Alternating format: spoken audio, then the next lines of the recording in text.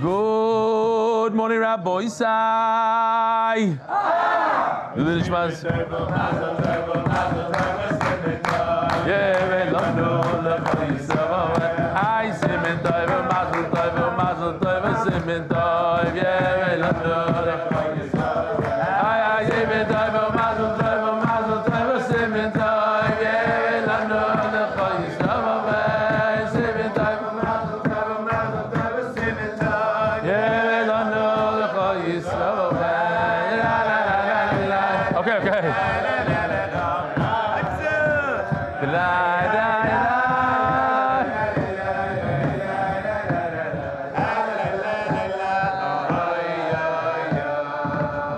Mazal Tov to Gary Ben Moshe on his chasana.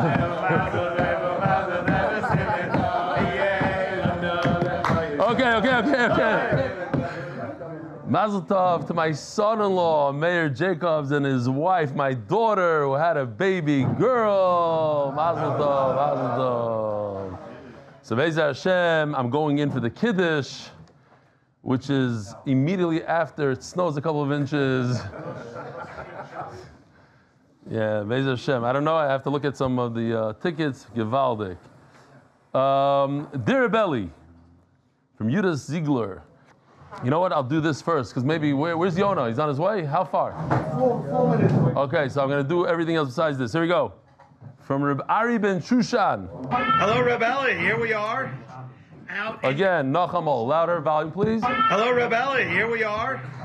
Out in Coachella, California, on Yeshiva Week. And the boys doing Sanhedrin with. A lot of other families have like little movie time together. We got Rabbi Stefansky time together. Baruch Hashem. I just started Sanhedrin a month ago. I'm 50 years old and travel frequently. A few weeks ago, I had a flight from North America to Budapest with a short stop over Munich. Aside from learning on the plane while crossing the Atlantic on a Motzi Shabbos, it's the first time for me. I felt it was important to learn Sunday's daf in Munich, Germany. Nishmat, the Gedoshim who died, Al Kiddush Hashem, that country. Please see the attached picture. Here it is. Him learning in the lounge in Munich. On the same trip at 11:30 p.m., after a whole day of visiting Kvarim, I felt so bad that I didn't have time to open my Gemara that I forced myself to do an Omed despite having a 2:30 a.m. alarm to catch my return flight home. See, that's choshev, that's a change. Baruch Hashem, the daf has had such a profound impact on my life. My kavanah during davening has improved.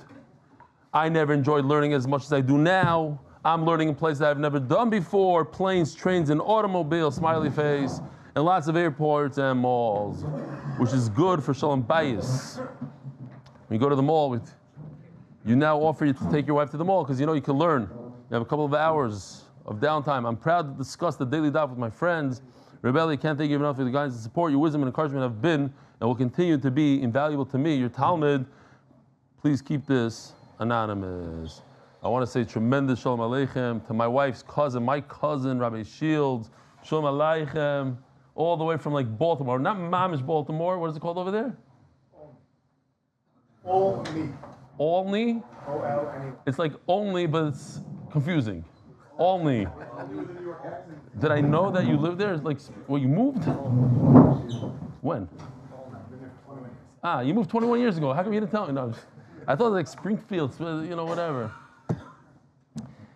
Your sons used to do the daf, still do the daf. Some of them do the daf a little bit, here and there. Gewaldig. Shkoyach for coming. Oh, here he is in the lounge. I thought this is interesting.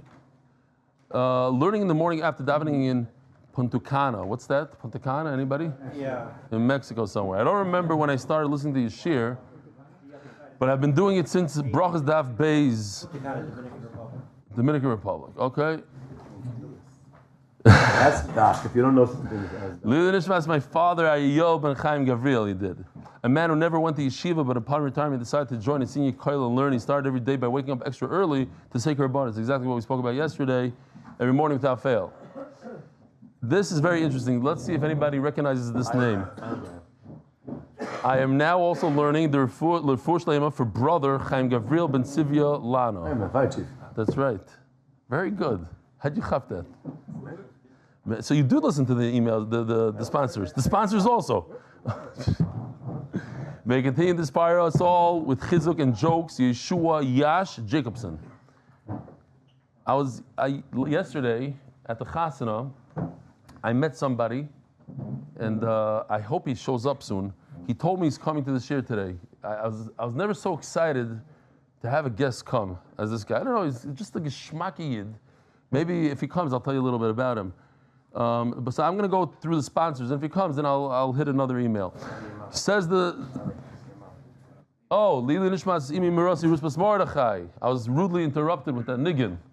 That's why I didn't.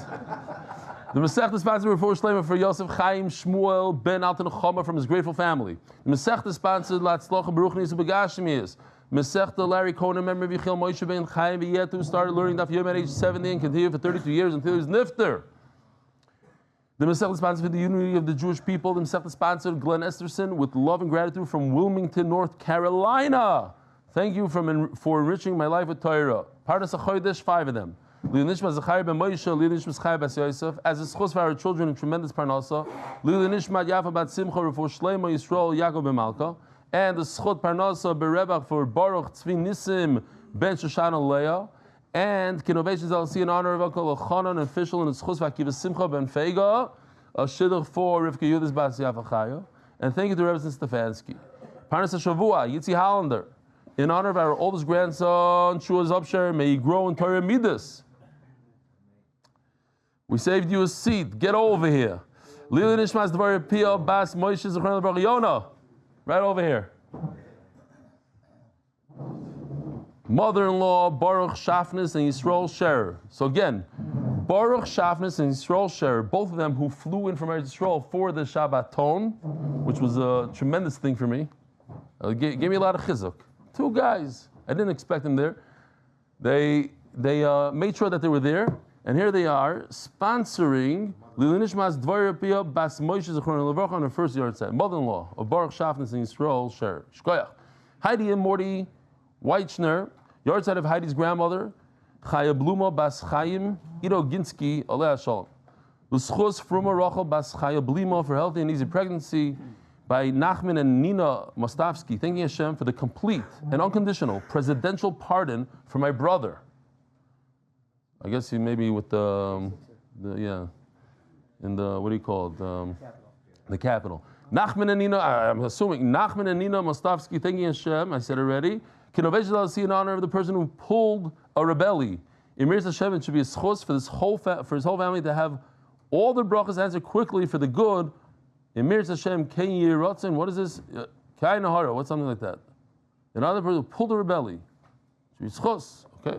Mark Ashkenazi and Eli Hefter, Mazal Tov to Rebelli and Rebbitzen Stefansky on the birth of their new granddaughter, all the brachas. That might have been a little bit too long, that end. Next time, please make it shorter. That's an inside joke. Nisal Gans, Refuah Shelaima for my dear friend, Yosef Dov Ben Chila. May Hashem grant him someone who is oisik, b'tzorchi tzibur, fulfillment of tefillah, Yosef kol machla, v'yirpa l'chol, gufa mishkoyach Nisal Gans. This isn't too long. He's Nisanel. He can do whatever he wants. He gets the whole page over and over. For Rebelli to have in mind, okay, I'm not going to say that out loud. For zechus, for Rebelli and the whole MDY staff to continue to make Torah so enjoyable for so many, in the art of the mud, in honor of Yossi Klein and Mark Ashkenazi for all the work that they do. Last night, after I was speaking to Rabbi Yona over here. By the way, the Mina in that sponsor, his brother-in-law came out of his pardon, his Yona's first cousin. Oh, really? No. You see, it's a kiss from Hashem, we call it. A kiss from Hashem. So, I got this email. When was this? No, not this one. Hold on. I put in an email special for you. I got it at 9:10. I spoke to you last night at what time? At 8:30. 8:35. So 9:10, I got an email. A heartwarming, it's not the Dear Belly, I wanted to share a beautiful moment of Zechariah. I'll put it on the screen and you can read it with me. That happened during the shir yesterday. I've recently joined Daf Yomi at the beginning of Sanhedrin. It's been transformative for me. Before this, I hadn't opened up a Gemara in almost 30 years. When I joined on the first daf and saw a massive crowd of people saying the loud which you missed this morning, it had a profound effect on me. For the first time in a long while, I felt spiritually connected to so many people in such a powerful way. Yesterday, you read an email from Shmili Corman from Melbourne, Australia. and showed the video of his son Yankee saying the Good Morning Rabbi, saying, what made it so extraordinary for me that I also happened to be Yankee's grandfather.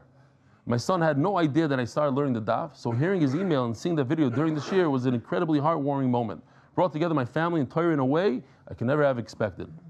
Thank you for all that you do to bring daf to life and to inspire so many of us. Your shir has brought so many to light, joy, meaning to life, and I'm forever grateful to be on this journey with you. Warm regards, Yuda Sigler. Yuda Sigler? Hashgacha Pratis. All right, what? What are you saying? Nothing? Rabbi Isai, we're holding by a brand new Mishnah, Daf Lamed Vav Amud Beis. Lamed Vav Amud Beis. So says the Mishnah, Sanhedrin hoisek echatzi gorin agula. The Sanhedrin used to sit like this, like you see this picture right over here, in a half a circle. Why? Because kedei shiyu royin zeh zeh, so that everybody in the circle, the semicircle, could see each other from all. It's interesting. If you move back, Ashi and all you guys, move back a little bit. Everybody on the table, move back. Good, move back. This table is one of a kind. I don't know if there's any table like this in the entire world. It was designed specifically for MDY. It has that purpose. It goes like this. You can't see it on camera, but if you look from another angle, maybe you'll see that it's like almost like a V. It's very wide over here and very narrow over there. And the purpose of the table, the reason why it's made like that, is that the people that are sitting at the end should be able to see over here. Everybody should have a view. It was designed by Noam. It was Noam Fix's idea, basically. I don't know where he is today. He maybe danced too hard at the chassan last night. So now you can move back. You can move back. Rabbi, you can move back in. Nice and tight. Now that you move back in, now we can see the V.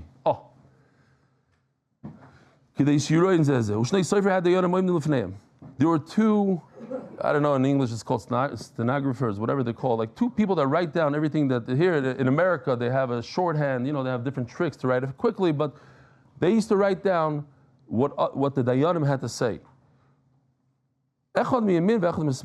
One was on the right side, one was on the left. Each one would write down the chayv and the zakai to say that he's guilty or not guilty. Why? The svaras, what every dayan said. He said because of this and this, he should be zakai. Rabbi Yehuda Omer shloisha. There were three secretaries, soifrim. Echad kaisev divrei mezakim.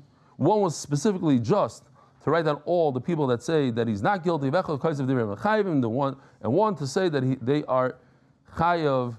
Vashlishi kaisev divrei mezakim divrei mechayvim. Just in case there's a mistake and want to figure out where the mistake is. So a third one would write down everything, and hopefully between the two of them, we figure things out. Shalom Aleichem. What's your name, by the way? Morty Gable. I know you from A few days ago. From a few days ago. Where do you live? Not Muncie, 5 towns. 5 towns. Shalom Aleichem. Welcome. Any other guests here I have to say Shalom Aleichem too? Real quick? No? Okay. We got the shields over there from Olney. Listen, Rabbi, you're going to see something beautiful here. A piece of art. You have a bezdin of 23. Let's say this, 23 dayanim. Now, what happens if one of the dayanim doesn't know how to pass? He doesn't know. He's stuck. He can't figure it out. So what do? We have to add now. We have to add. How many do we add? 2. We add 2. What if they don't know? What if there's a stalemate between the two? One says yes, no. What do we do now? You add another 2. Until what? Until you get to 71. So what we do is, check this out. It's a beautiful piece what he did there. He worked many hours on this. After the Hebrew shir, not last night, 2 nights ago, he stayed up afterwards for another 2 hours to make the corrections that I asked him to do. So it's amazing. Yoshi did a fantastic job here. The 3 rows that you see on the bottom, these are replacement dayanim. These are people that are potential dayanim. If there's alternates.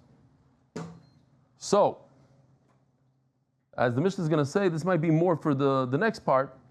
No, not really. How much does each row have? The same exact amount of people that we have on the main row. The main row we have how many? 23. So we have another 69.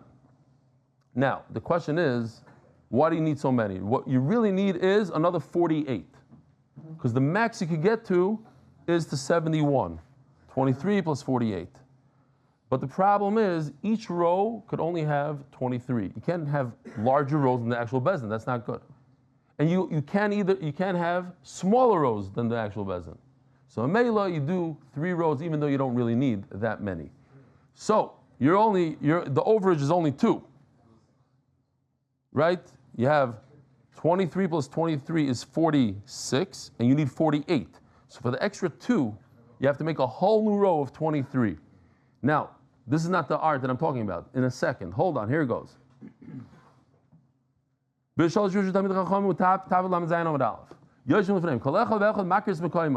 Everybody knows where they belong. And the Mishnah is going to explain what that means. We'll see exactly what that means. If we need to do smicha on one of the dayanim, what happened? Change of case. One of the dayanim goes up to Shem Olam HaEmes. He goes bye-bye. Now, that's different than the case we said before. Before, the guy was deadlocked. He didn't know what to do. So you add 2. When a guy goes bye-bye, you only add 1. Now, where do you take that 1? You have all these guys in front of you. You have 23 plus 23 plus 23. Where do you take? You take from the first row, because the first row is the most chashuv. The second row is second chashuv. Third row, exactly the opposite of what they taught us in yeshiva. Over here, we're all professionals. We know exactly who's chashuv and who's not. And in the row itself, we know who's more chashuv than the other. How does it work? The guy all the way on the right is the most chashuv. The guy next to him is right under him in chashivas. We do a IQ test and a shas test and a this test, and we decide, okay, he's the most chashuv, he's second, blah, blah, blah. Now check this out. What? Out of the 3 rows, the middle one is also less chashuv, and also the one all the way on the right is the most chashuv of that row. The third row, the guy all the way on the right is the most chashuv of that row. Now take a look at what happens. Rabbi say, it's incredible stuff here. That guy goes 5. So what do? Everybody on that row has to move over now. Why? Because we're gonna take a guy from the first row, but we can't place him in seat number 5. He's not as chashuv as number 5. He belongs in seat number 1. He's the least chashuv of the dayanim. If he was as chashuv as number 5. No, it can't be. Then he wouldn't be there. Why? Hold on. He's younger. Okay, that's how it is. Check it out. Watch. You're gonna miss. No talking now. Check this out. Everybody moves over. The guy from the right goes that way. Everybody moves this way. The guy all the way on the right goes that way. Everybody moves over now. And now where do we get a new guy? From the audience. Boom. Shkoyach Yoshi. It's unbelievable. I don't know if it's true. I heard that in the Mir in Poland, the most chashuv Bacharim used to sit on the left side. Rebbe Malin, and like you couldn't sit there if you weren't chashuv. Or to me with the Aleph class. That's how it was. Where they sit. And where would they sit? There were 4 classes. No. So and they made it known? That's Everyone not knew. nice. That's Yeah. okay. Not into that so much. Okay. Utzur, so let's see it inside. They had to give one of them smicha, samchim and erishayna, they take from the first row number 1, the what is it called? The floor seats, the seats that are all the way in the front. By the way, all these 3 rows are on the floor. The dayanim are raised up on chairs. These guys are sitting on the floor. Courtside, that's the word I was looking for. Courtside seats they take from the right.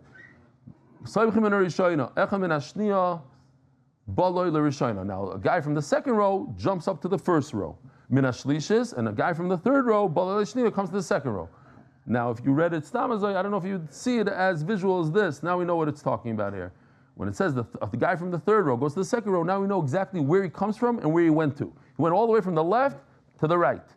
And then we take a guy from the audience and Shalom Yisrael.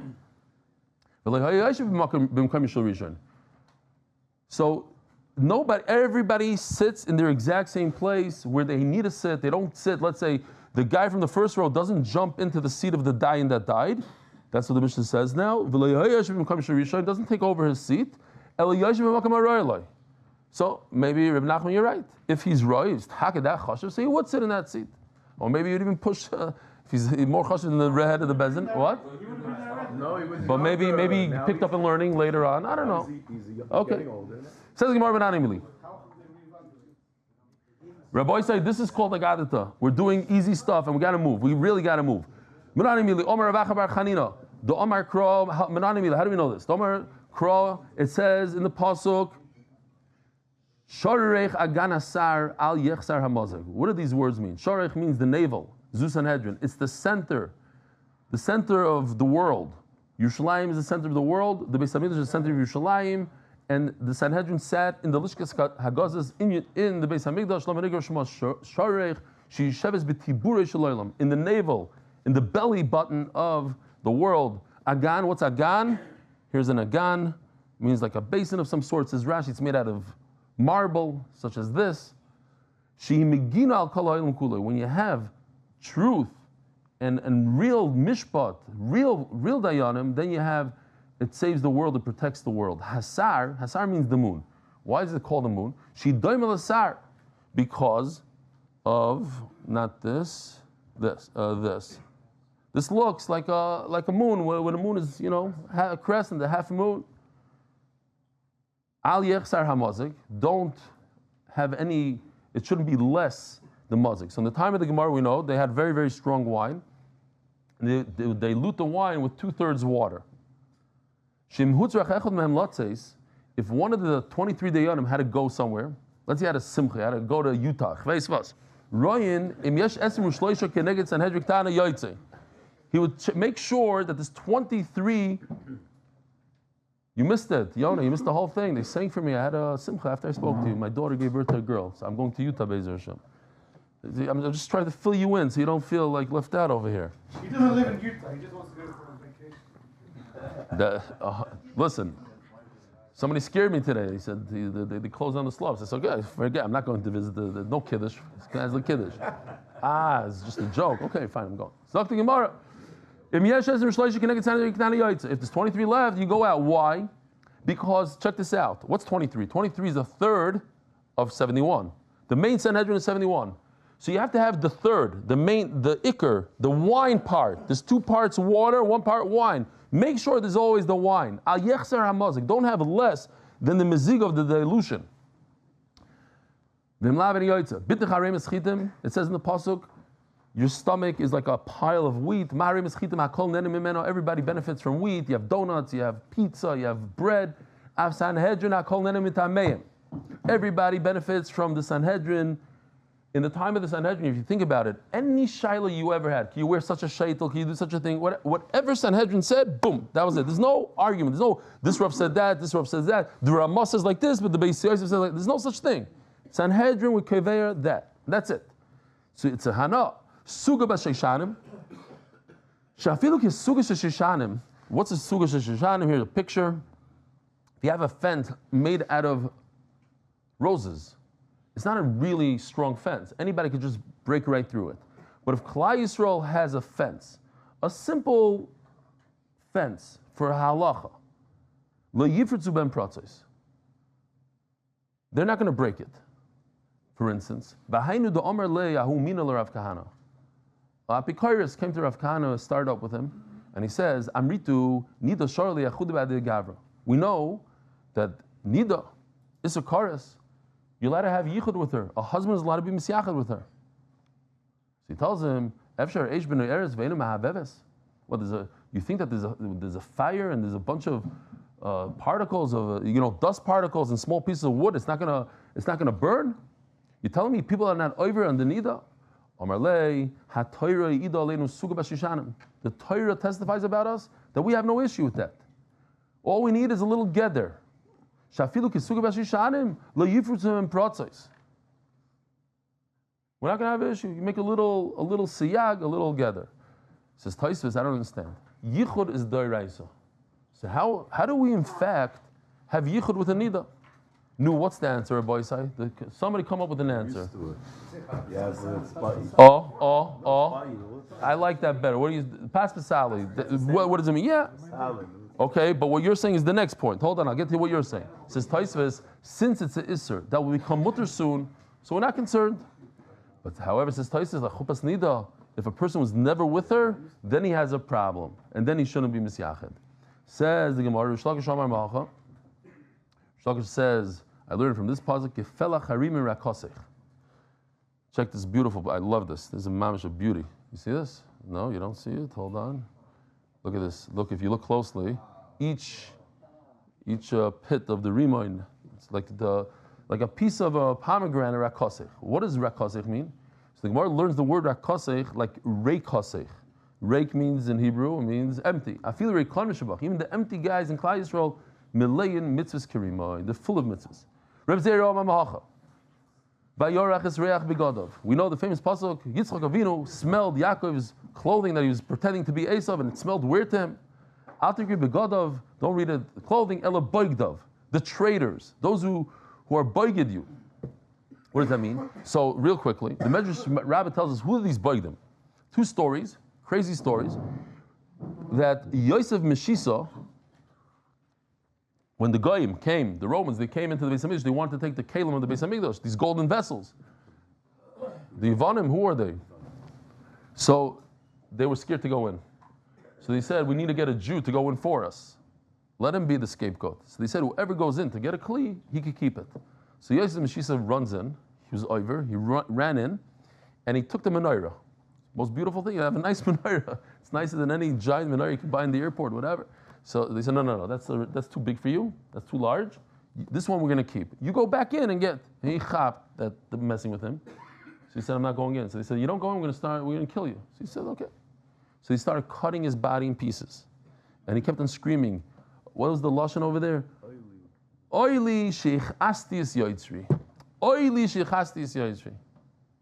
I deserve this because I made my creator upset. And he died saying these words. So that's Boigdov. That's that. The other one is Yakumish Tzroiros. He was the nephew of the famous Yosef ben Yezer, who was dying al Kiddush Hashem. They were taking him away, and he started laughing at his uncle. He says, look at you, you're doing mitzvahs, that's why they're killing you. Ha! They had a whole back and forth, and he says, Baruch Hashem, I'm dying al Kiddush Hashem, and look at you. And he realized that he's making a mistake. After he made fun of his uncle, he realized he's a boiged, he's a traitor. And then he said, okay, he did something incredible. He killed himself with the 4 Mises Bezdin. In other words, he jumped off a roof on top of a sword that cut off his head, it would burn him at the same. Whatever he did, some trick, all 4 bit. So his uncle said, he was magdim me, he got to Gan Eden 1 minute before me. Okay, so these are the boigdim, these are the traitors. Even though they're traitors, they still have mitzvahs. They were the tough guys, the mafia that lived in Reb Zera's neighborhood. He did kiruv, that they should do tshuva. Yeah. My son-in-law, the mayor, he went to Utah to be Mekarev people. That's what he's doing there. No minion. They reopened the slopes. Huh? They reopened the slopes. It's open for a while. Baruch Hashem, I'm following every minute. Don't worry. I go on. Like you go on the Nayas, I go on to see if it snowed that day. Don't worry about it. I'm on top. Rabbanon were not happy. It was almost like Rav Grossman, right? Rav Grossman used to go into the discos to be Mekarev people, and the Rabbanon were not happy with him. Until later on they chapped. So he went to be Mekarev them. What are you going to be Mekarev these people? They're bad guys. What are you doing? So Kinoch Nafshe, the Reb Zera, when Reb Zera was nifter, Amri Adu Idna have a charicha, katin, shokel, dava boyal rachme. These bad guys said, what are we going to do? So this is very interesting. We learned in Bava Metzia. Reb Zera was called charicha katin. He was short and with burnt feet. Why? Because every 30 days he would check to see if Gehenim is going to get him. So he'd go into an oven, and it wouldn't burn him. And then one time he had some ayin har or something. The Rabbanan looked at him and gave him ayin har, so he went in and he burnt his feet. So they called him the shorty with the burnt feet. Well, he's no longer going to daven for us. What are we going to do? So who's going to ask for forgiveness? Who's going to ask for? That Hirur, they thought about it in their hearts, and they did tshuva. So you see, at the end it does work out. You go to these places and they become Bali tshuva. Shali shuris. This is what we already saw. Everybody in this room, all 92 people, are moving. Everybody moves. Well, not all 92. Maybe the guys, I'm thinking the Dayanim that are sitting to the left of the main guy in the center, they don't move. Any dayan from the dayan that was nifter to his left doesn't move. Yeah, those guys don't move. Okay, fine, but everybody moves. Says the guy, whoa, I was the first one on my row. I'm top of my row. You're gonna put me by the tail? I'm gonna sit on the left. I was the left guy on my row. Now you're gonna put me on the right side of your row? Doesn't work. Omar Abaya, the famous saying, it's better to be the tail of a lion. You go to a shul that are better than you. You go to a place that's better, a community that's better than you. Although the Rosh Yeshiva say, I think they say in the name of Rav Shteiman, that when it comes to a yeshiva boy, it's better that he should be the top of his class and the top of his yeshiva than the worst of his yeshiva, for self-esteem purposes and stuff like that. So if you put him in a lower level yeshiva, but he's the top guy, then he's flourishing, that's better. That's what they say. That's not sure. Huh? That's not sure. That's something good. Compared to the guys in Hebron. Yeah, okay, I got you. I know what you're saying. I knew you were going to say something like that. But Rashi says something interesting here. So I only know about basketball, so excuse me if it's a bad muscle and football and this and that, but there's always that bench warmer. You know, the guy that doesn't get to play, he sits on the bench most of the time, and he feels bad to himself. He's like, what am I, a loser? What am I doing here? So you have to understand, says Rashi, you look around you, look at the stadium. You're better than 100,000 people here. You happen to be on the bench, you're the last guy on the bench. It's better, you're the shul, but you're still better than all the spectators. I mean, in basketball, there's only 550 people in the league or something, 560, whatever it is. So that means you're better than, it's 1 per million almost, or more if you're talking about the world. But even in America, you're better than at least 1 million people. Okay? So also, don't look at the bad, you look at the good. You're top. Your top guy just happened to be the lowest of the top guys. Okay, it's also nishkeferlach. Zog the Gemara. Still in the Mishnah. Ketzah, new Mishnah. Ketzah ma'ayimim seidim. So they didn't show up, and we threatened them. We scared them a little bit. How do we do this for people that are coming in for a murder? They're trying to testify they saw a murder. They would bring them in, and they would say, I'll tell them, maybe you didn't really see it. It happened to me once. I saw an accident, and then 10 seconds later, I was thinking to myself, did I see the accident? Or I heard the accident, I spun my head, and then I saw the smoke, and I thought I saw, I wasn't sure, like literally, like 10 seconds later, what did I see? Like, because I guess the adrenaline and everything, you don't hop exactly, but they say, did you see it? Or you're trying to use logic here. The Mishnah is going to tell us, the Gemara is going to say exactly what happened. Sometimes you see a guy running after somebody with a gun, and you run after him. You see a guy that just got shot by a bullet, blood is coming out of his head, and he's jumping around, and you see a guy running away. You know it's him, but did you see the murder? Circumstantial evidence. That's exactly what it is, circumstantial evidence. That's what it is. And it doesn't work, in the Torah, it doesn't work. That's not considered testimony. Maybe you heard it from somebody. Maybe you heard it from a very good guy. From your own Rav. Your Rav told you he saw the murder, now you're coming to testify. That doesn't work either. Hearsay. You should know that we're gonna find out the truth here, because we're gonna interrogate you till the end. We're gonna do a drisha, we're gonna do a hakira. So real quickly here, they have a little piece for today. Here we go. Yeah, a shtickle value maybe.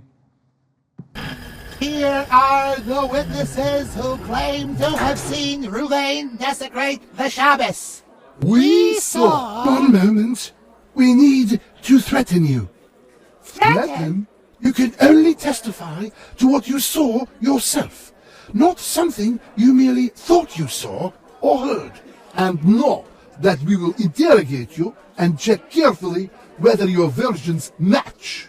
And Dine Nefoshes is not like Dine Mominus. If the condemned person is killed, then not only are you killing him, but also his sons and his sons' sons until the end of all generations. If you are lying, then you are mass murderers. Anyone who kills one soul is as if he killed an entire world. On second thought, maybe we... You cannot turn back. If you saw and you did not testify, then you are violating a prohibition from the Torah.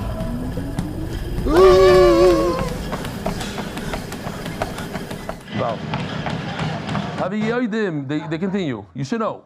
Gewaldig. Eliakim was mamish, beautiful. Everybody knows it was gewaldig, yeah? Gewaldig. Eliakim. Haviyoidim, shloik din mammon is din nefashis. You should know that this is different. This is Ashi approved.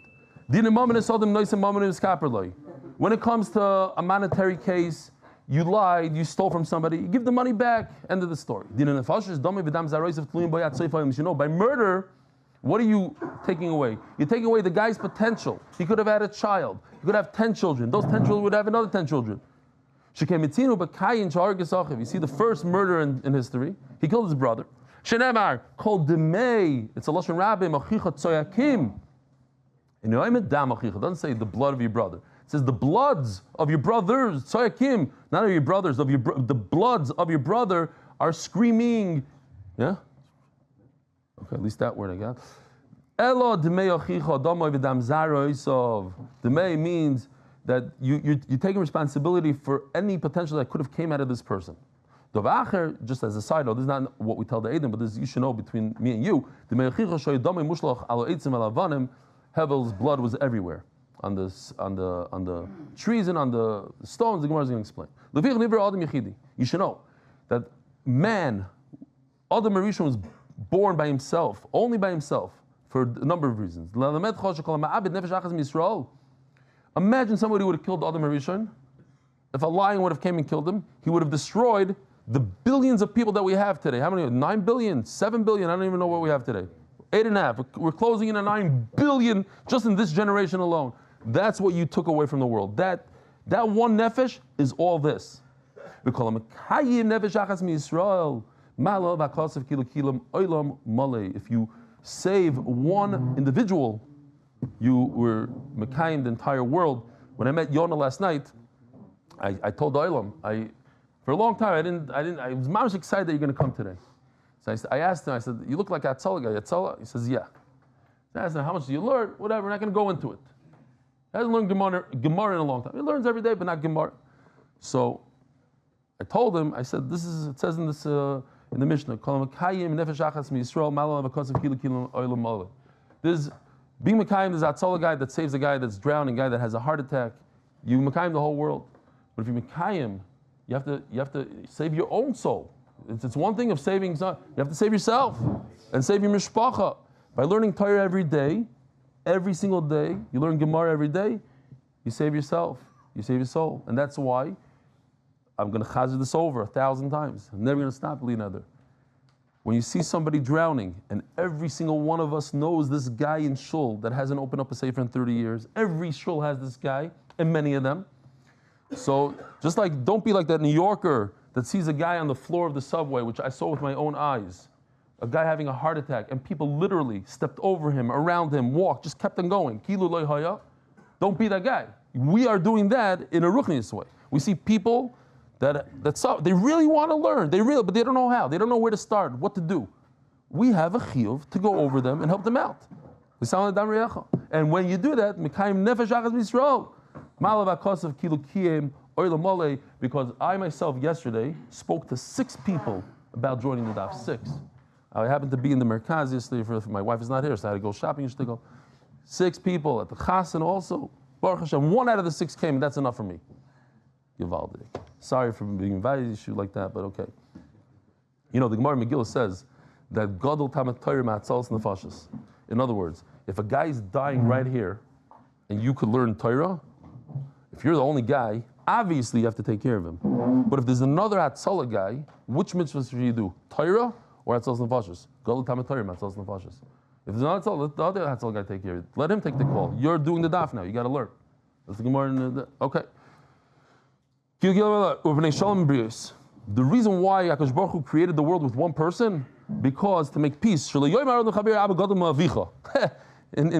kindergarten, my father is greater than you. He's stronger than your father. Check this out. Rabbi say also a nice little shtick that he did over here. Oh, you know my grandfather is. He's the Admar Mizlakshin. He was mechaber 337 and a half svarim. He says, yeah, but my grandfather is the Gemara Kodesh Me'Bereka. He's like, your grandfather is nothing compared to my grandfather. So the Torah tells us, Hakadosh Baruch Hu said, you know what? Our grandfathers are the exact same person. We have the same, all humans come from the same exact individual. We all have the same DNA at the end of the day. So there's different psukim that you could say that there's two chas v'shalom Rebbeinu Shleilams. No, only one man was created. That means one Rebbeinu Shleilam.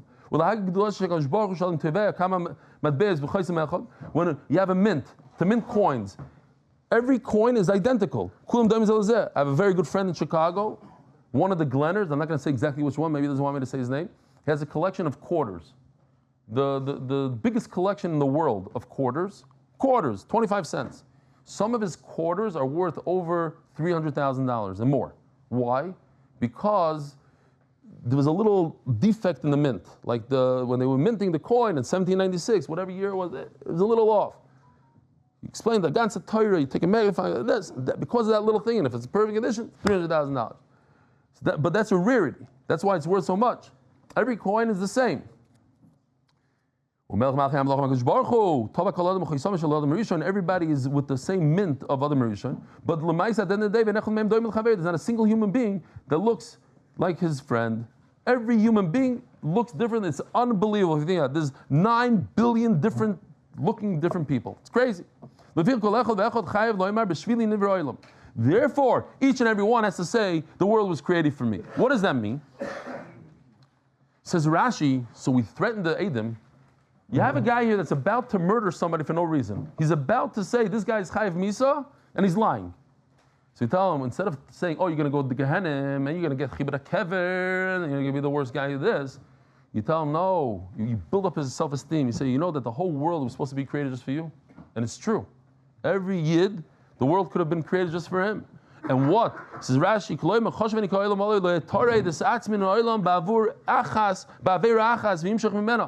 am I going to...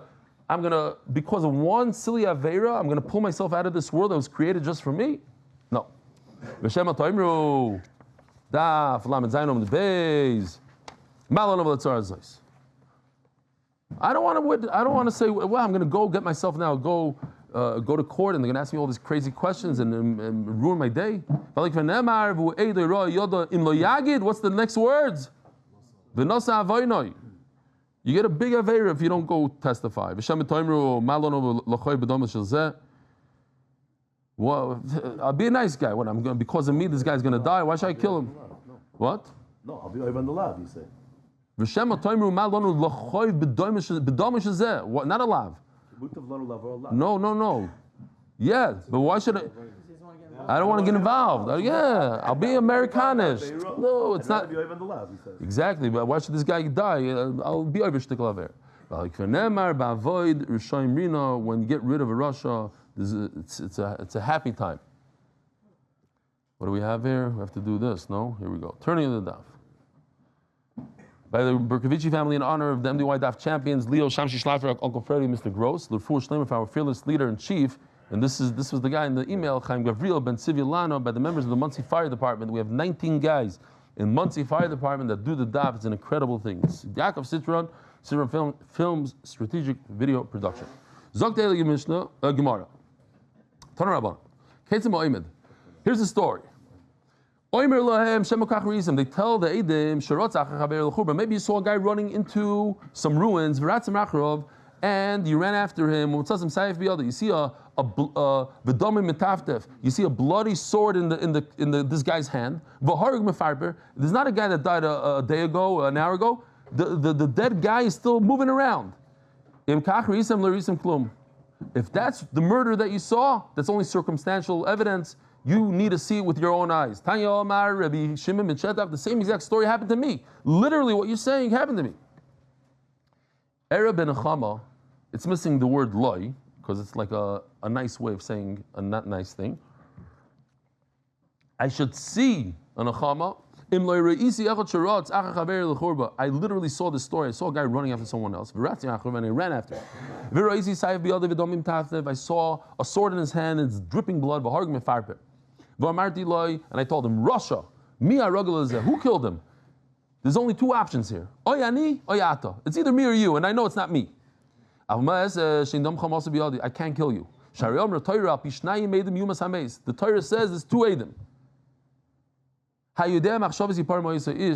HaKadosh Baruch Hu, who knows your thoughts, he's going to get rid of you. So they said, they didn't move from there. A snake came and killed this guy. So when somebody kills somebody, when somebody kills somebody, what Mrs. Bezin does he get? He gets sayif. They take his head off with a sword. A snake bite is what, Misa? Sreifa. It's burning. It's the burning of the blood. It's burning. So as the Gemara, this guy deserves to die by a snake. He deserves to die by his head being chopped off somehow. From the day that the Beis Hamikdash was destroyed, even though we don't have a Sanhedrin anymore, but we still kill people with the 4 Mises Bezin. As the Gemara, we know that we don't kill people. Ella, din arba mises lebatlu. The idea behind arba mises is not batlu. That what? Mishin is chayiv skila. If somebody did an avera that you chayiv skila, let's say somebody's mechal Shabbos and he didn't do tshuva, or noiva menagag, he's going to get something similar to falling off a roof. Or chayiv dorasto. Now I don't want anybody here thinking, oh yeah, I know that guy. He fell off the roof. Oh, he's probably mechal Shabbos. Stop being like that. Mishin is chayiv sreifa. Or noiva bedleika. Or nachash makishoy. Somebody is chayiv sreifa. He has some fire. Dies in a fire, or a snake bites him.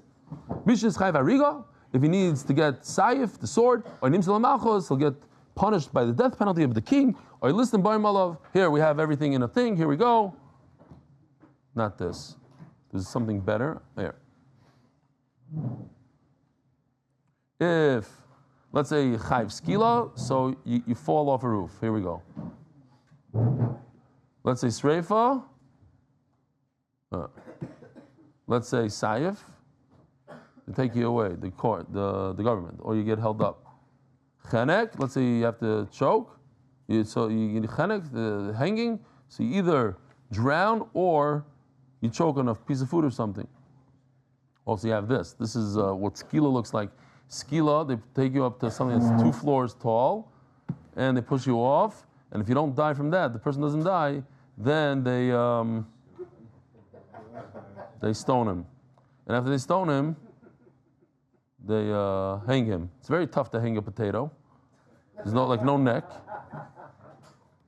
Says Taisvis. Not only this is not only something that happens after the Beis Hamikdash was destroyed, but this also happened during the time of the Beis Hamikdash. In other words, in the time of the Beis Hamikdash, when there's no hasra, nobody warned the guy, there's no edim. Let's say somebody murdered somebody. He's still going to get chenek. He's going to get sayif. The same idea that the Gemara is saying, he'll get sayif sometime during his life. Because Baruch will take care of him. Amri. So the question is, why does this guy get a snake bite? He should have gotten something that's similar to sayif. Says Gemara, he had another aver that he did that he deserved sreifa. Now sreifa is considered more chomer than hereg. So. And the Gemara says, if a guy is chayiv 2 different things, he will get the more chamor misa. In other words, he'll get sreifa instead of sayif. It says that when it comes to din nefashos, when it comes to a capital case, when you want to kill somebody, no circumstantial evidence. Seems like from the Mishnah, you just make a simple inference, forget it. Forget the word. It doesn't work today. You make a simple diuk. That's in a capital case.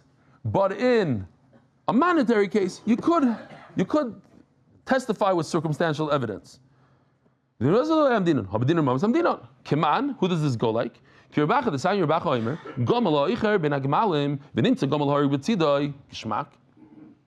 you have a camel that's mating and he goes a little meshuggah. And he kicks another camel, he kills another camel. Now you didn't really see it. You see foam coming out of his mouth. Look at this guy. He has foam, literally foam. His white, you see his face is white? That's all foam from his, he's in a rage. And all of a sudden you see another camel dead. But you didn't see the actual killing. You have to pay for it. You, the owner of this crazy camel, has to pay the other guy for the camel. But you didn't see the death. It's obvious that he's going to kill him. Oh, but guess what? You just made a diog because the Mishnah is talking about only din and nefashis. But it seems like din and mamanis, you could do circumstantial evidence, but there's another case that's only in din and nefashis. I can't testify, the Mishnah says, when it comes to capital punishment from another aid. I heard from another aid. Din and nefashis. What? Oh, I could testify that you owe $1 million because I heard it from another person? Of course not. I need to see it with my own eyes. Vasnan, it says in the Mishnah. Happens to me all the time. It doesn't happen to normal people, but people come, you owe me $1,000. Oh, okay, fine. They know I don't have a good memory, so they can tell me things like that. Or the case that everybody's familiar with, Reuven told me that he owes Shimon money. Now, you remember the svara, Rabbi Yaakov, you remember the svara?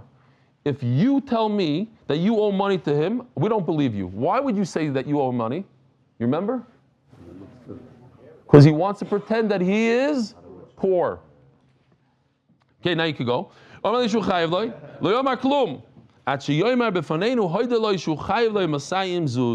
You have to witness the loiva saying to the malva, the bar saying to the lender in front of me. Both of them were in front of me, and he admitted to him that he owes him $200.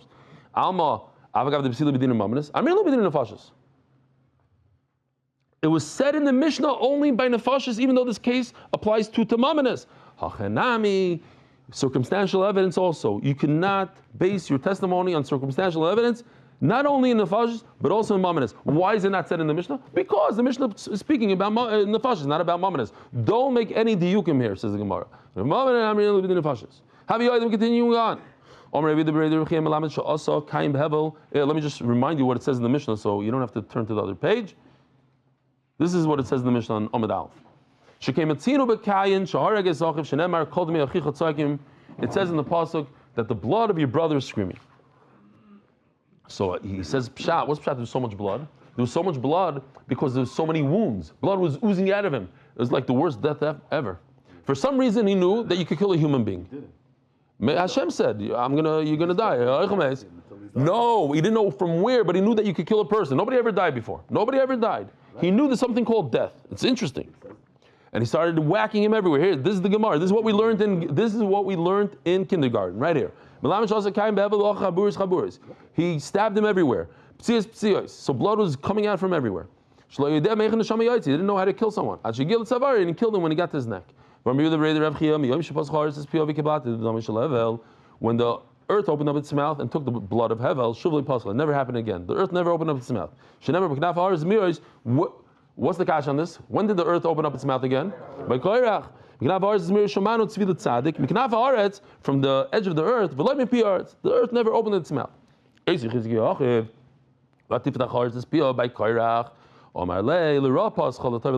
didn't say it never opened it. I meant it never opened it for the good to cover somebody else's blood. But by Koirach to kill them, yes. When a person has sins, so going in Golos is mechaper.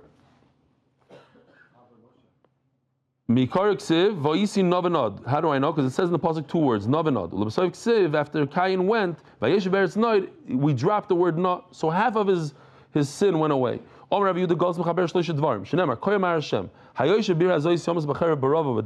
you stay in the city, you'll die from either sword, famine, or a plague. If you leave, then you live. So you see, Golos will save your life. It happens to be that the Vilna Gaon says, the Vilna Gaon was very big into Golos. I was just thinking a thought, I don't know, I hope this is the right thing to say, but I think most people in this room made Aliyah, right?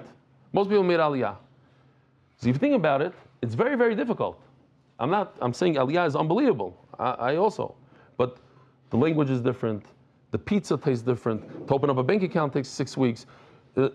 It's a very difficult thing. So basically, it's like we're going to go. It's not only in Mekayim the mitzvah of Yishuv Eretz Yisrael, but also you're going through the terrible pain and aggravation of Golos. And that's Mechaper Avonis, like nothing else, the Gemara says over here. I'm not saying it's Golos, Chas v'shalom. I'm saying the tsar of Golos, of going to another country, picking your whole family up, from their friends, from your family, everything, and picking everything up and going, that's Golos. But it's not Golos. Chas v'shalom Golos. Don't say that I said it's Golos. It's Yisurim. It's only going to be Yisurim. Goes to Chaper's al Kol. Shenemar Koyam Hashem Kisvu Esaish Hazeh Ariri Gever Litzach B'Yomov Ki Leyitzach Mizaroi. He's not going to have children. Ish Yosef Al Kisi David U'Moshe B'Oid B'Yehuda. Did I skip? You said Shaltil? No, we're not up to there. Okay, so you know what? Let's stop over here because it's late. Rabbi Sai, have a wonderful day.